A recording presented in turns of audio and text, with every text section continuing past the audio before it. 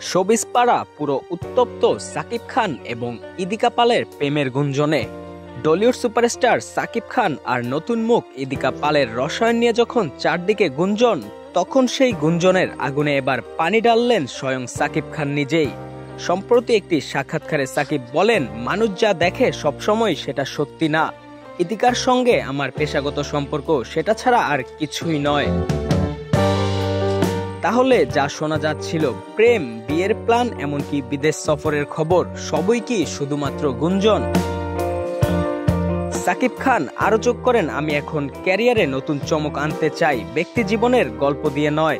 অন্যদিকে ইদিকা পালের তরফ থেকে এখনো কোনো আনুষ্ঠানিক মন্তব্য আসেনি, কিন্তু সোশ্যাল মিডিয়ার কিছু রহস্যময় পোস্ট ভক্তদের কৌতূহল আরো বাড়িয়ে দিচ্ছে।